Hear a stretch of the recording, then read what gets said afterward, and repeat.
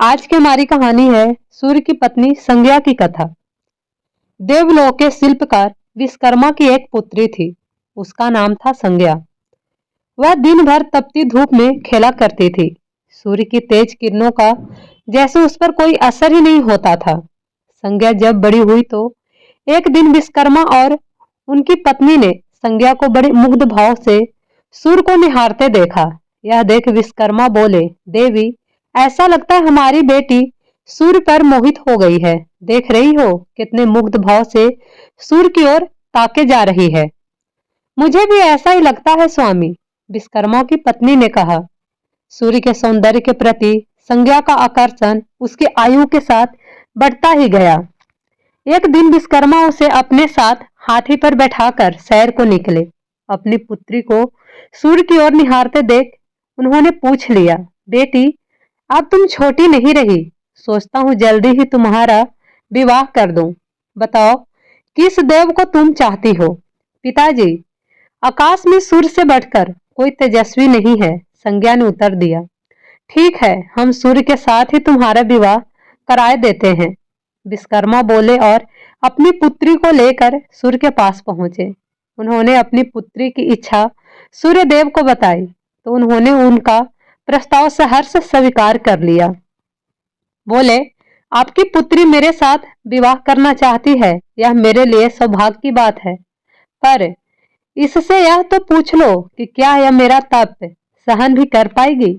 विश्वकर्मा संज्ञा को एक की ओर ले गए और उससे पूछा, सूर्य देव का उत्तर तुमने सुन लिया बेटी, अब बताओ सहन कर लोगी हर ऋतु में उनका तप। हाँ पिताजी, संज्ञा ने बड़े विश्वास के साथ कहा। कुछ दिन बाद संज्ञा के विवाह सूर्य देव के साथ हो गया। संज्ञा सूर्य देव के साथ उनके लोक चली गई। पति के साथ संज्ञा के दिन सुखपूर्वक बीतने लगे। फिर उनके यहाँ एक पुत्र पैदा हुआ जिसका नाम रखा गया मनु। अनेक ऋषि मुनि बालक को आशीर्वाद देने आए। यह बालक ज्ञानियों में भी ज्ञानी होगा। ऋषियों ने भविष्यवाणी की, आशीर्वाद सच निकला। जब वह कुछ बड़ा हुआ तो ऋषि मुनियों से शिक्षा ग्रहण करने लगा। सूर्यदेव और संज्ञा को अपने बेटे पर गर्व था। वे बहुत ही प्रेम से अपने बेटे का लालन पालन करते थे। अचानक एक बार ग्रीष्म ऋतु में सूर्य की किरणें बहुत ही प्रखर हो गई। उनका तेज अपनी चरम सीमा पर जा पहुंचा। संज्ञा की चमड़ी झुलसने लगी। सूर्यदेव ने उसे अपने पास बुलाया तो वह अपनी आंखें पर हाथ रखकर उनके पास पहुंची। सूर्यदेव बोले, संज्ञा मेरी ओर देखो, तुमने अपनी आंखें क्यों ढक ली है? नेत्र खोलो और मेरे ओर देखो। मैं तुम्हारा पति हूँ स्वामी, आपके ताप से मेरी आंखें खुल नहीं पा रही, संज्ञा ने कहा। इसका अर्थ तो हुआ कि तुम मुझे अपने से दूर कर रही हो। विवाह के पूर्व मैंने तुमने से पूछा भी था कि क्या मेरा ताप सहन कर पाओगे। तुम्हारी सहमति पाकर ही मैंने तुम्हारे साथ विवाह करना स्वीकार किया था, लेकिन अब तुम अपने वचन से मुकर रही हो।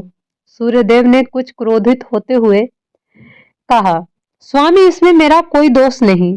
संज्ञा बोली, आपका ताप ही इतना प्रखर है कि सूर्यदेव और भी कुपित हो उठे। बोले, सुनो संज्ञा, प्राणवान वस्तुओं को जीवित रखने वाला मैं ही हूँ, परंतु तुमने मेरी ओर से आंखें बंद कर ली, अतः तुम्हारे गर्भ में जो बालक उत्पन्न होगा यह यम होगा, यम अर्थात मृत्यु का देवता। संज्ञा वहां से भाग जाना चाहती थी, लेकिन बच्चों का मोह उसे विवश किए हुए था।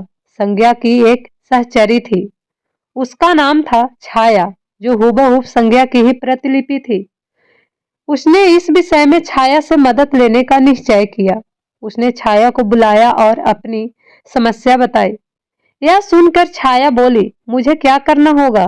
तुम संज्ञा बनकर मेरे पति के पास जाओ और उनकी पत्नी और बच्चों की मां बनकर वहीं रहो, संज्ञा ने कहा।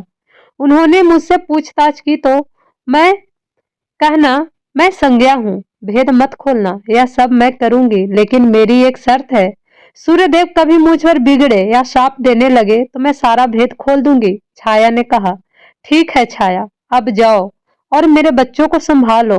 तुमने मुझे बहुत ही कठिन का सौंपा है संज्ञा, फिर भी मैं भरसक प्रयत्न करूंगी, छाया बोली और वो वहां से चली गई। उसके जाने के बाद संज्ञा सोचने लगी, मैं मायके जाती हूँ, माँ और पिताजी मुझे देखकर प्रसन्न होंगे, मैं कुछ समय वहां रहूंगी, परंतु पिताजी कहेंगे स्त्री की शोभा पति के घर रहने में ही है। ऐसे ही विचारों में उलझी वह मायके चल पड़ी। रास्ते में उसे मस्तिष्क में उलझने टकराने लगी। वह सोचने लगी, पिताजी जब मुझे लौट जाने को कहेंगे तब मैं जंगल में चली जाऊंगी। संज्ञा अपने मायके पहुंची। पिता ने उसका बड़ा सत्कार किया, बोले आओ बेटी, सब कुशल मंगल तो है। नहीं पिताजी, आपने ठीक ही कहा था, ग्रीष्म ऋतु में मैं सूर्यदेव का ताप सहन नहीं कर सकी। संज्ञा कुछ दिन वहां सुख से रही। एक दिन पिता ने उससे कहा, तुम्हारे आने से मुझे बड़ा हर्ष हुआ है, परंतु विवाह हो जाने के बाद स्त्री को मायके में अधिक समय तक नहीं रहना चाहिए। अब तुम अपने पति के घर जाओ, फिर कभी हमसे मिलने आना। तुम मुझे प्यारी हो, किंतु पति का घर ही स्त्री का घर होता है, यही मैंने सोचा था। संज्ञा मन ही मन बोली और एक रात चुपचाप पिता का घर छोड़कर जंगल में चली गई। वह सोचने लगी, मैं सूर्य के सामने नहीं जा सकती, अतः घोड़ी बन जाती हूँ, उस रूप में मुझे कोई पहचान नहीं पाएगा। घोड़ी का रूप धारण कर संज्ञा तपस्या करने लगी, सूर्य के ताप की शक्ति को कम करने के लिए। उधर छाया ने सूर्य के यहाँ जाकर संज्ञा का स्थान ले लिया।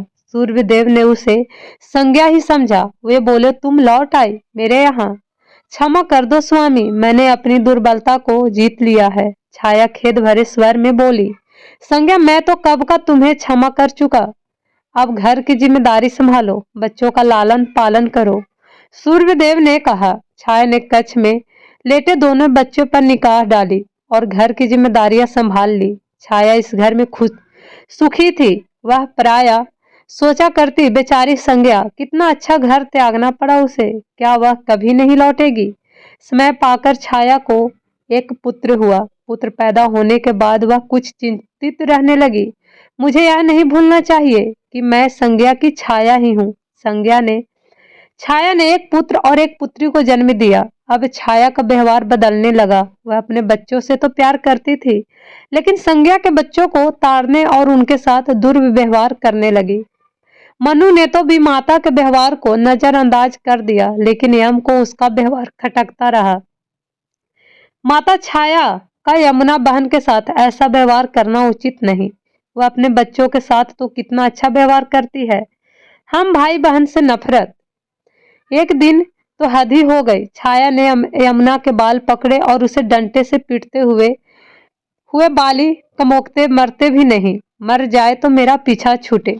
जब छाया देर तक यमुना को पीटती रही तो यम से न रहा गया। उसने जाकर छाया का हाथ पकड़ लिया और गुस्से से बोला, बस माता, अब तुमने यमुना पर हाथ उठाया तो मुझसे बुरा कोई नहीं होगा। अच्छा, तेरी यह हिम्मत, मुझे धमकी देता है। ठहर, आज मैं तेरे पिता से इसकी शिकायत करूंगी। छाया क्रोध से सिहर उठी। छाया ने तो इस डर से सूर्यदेव से शिकायत न की कि कहीं उसका भेद उजागर न हो जाए, लेकिन यम और यमुना ने तंग आकर अपने पिता से उसकी शिकायत अवश्य कर दी। पिताजी, यह स्त्री हमारी मां नहीं है, यम ने कहा। हाँ पिताजी, पुत्र माता से विमुख हो सकता है, परंतु माता की ममता कभी कम नहीं होती। यमुना भी बोल उठी, मैं देख लूंगा, तुम जाओ, डरो नहीं, सब ठीक हो जाएगा। ऐसा कहकर सूर्यदेव ने बच्चों को धैर्य बंधाया, लेकिन बच्चों के जाते हुए सोच में पड़ गए। बच्चे ठीक कहते हैं, यह अवश्य कोई मायाविनी है। सूर्यदेव गुस्से में भर कर छाया के पास पहुंचे और उसके केस पकड़कर झचकोरते हुए, सच बताओ तुम कौन हो, अन्यथा मैं तुम्हें कठोर दंड दूंगा। ठहरिए स्वामी, भय से कांपती छाया बोली, मैं संज्ञा की छाया हूँ। वह आपकी देखभाल भार किसी को सौंपे बिना नहीं जाना चाहती थी, इसलिए उसने मुझे आपके पास भेज दिया। वह कहाँ गई? सूर्यदेव ने पूछा। अपने पिता के यहाँ। सूर्यदेव सीधे विश्वकर्मा के पास पहुंचे और उनसे पूछा, संज्ञा कहाँ है? वह तुम्हारे तेज से बचने के लिए यहाँ आई थी, विश्वकर्मा ने बताया। अब वह कहाँ है? मैंने ध्यान करके पता किया है कि उसने घोड़ी का रूप ले लिया है। वह जंगल में घूमती रहती है और तुम्हारे तेज को घटाने के लिए तपस्या कर रही है, विश्वकर्मा ने बताया। तो आप मेरा तेज घटा दीजिए, फिर उसे खोजने के लिए चलते हैं। सूर्यदेव बोले। विश्वकर्मा ने सूर्यदेव के तेज का 8वां भाग छाट दिया, जिससे उनका तेज घट गया। फिर वे संज्ञा को खोजने निकले। उन्होंने राहगीरों से पूछताछ की, तुमने इधर कोई घोड़ी देखी है? हाँ, एक विलक्षण घोड़ी को हमने नदी के पास विचरण करते देखा है, राहगीरों ने बताया। उसमें विलक्षण क्या बात है? वह घोड़ी मानवीय भाषा में बोलती है देव। तब तो वह अवश्य ही संज्ञा होगी, सूर्यदेव बोले।